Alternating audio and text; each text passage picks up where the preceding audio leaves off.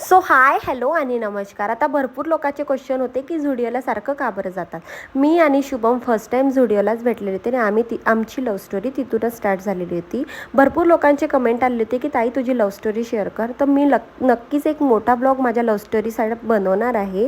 So जेव्हा पण upload करील तेव्हा तुम्हाला सांगेल. सो आज पण आम्ही झुडिओला जायसाठीच निघालो होतो. त्याचं कारण फक्त एकच होतं ते की 30 मेला म्हणजे माझ्या नवऱ्याचा बड्डे असतो, म्हणजे की शुभमचा बड्डे असतो, त्याची शॉपिंग करायला गेलेलो होता. आता जोपर्यंत पप्पा आपल्या बड्डेची शॉपिंग करतो ना तोपर्यंत सात्विकचा आणि माझं अशा प्रकारे काहीतरी चालू होतं. फायनली शुभमचे कपडे सिलेक्ट झाले आणि जोपर्यंत ट्रायलला गेला ना तोपर्यंत सात्विकची अशा प्रकारे काहीतरी मस्ती चालू होती. आता मस्त कपडे सिलेक्ट झालेले आहे. बड्डेचे कुठले कपडे घेतले हे तुम्हाला नक्कीच शेअर करेल.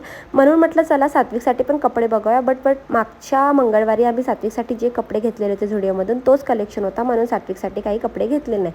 येताना आम्ही दरवेळेस FC रोडला जातो आणि तिथे ना खरंच शॉर्ट कुर्तीचं कलेक्शन खूप छान असतं. नक्कीच व्हिजिट करा. तुम्हाला पण शॉर्ट कुर्ती खूप जास्ती आवडेल.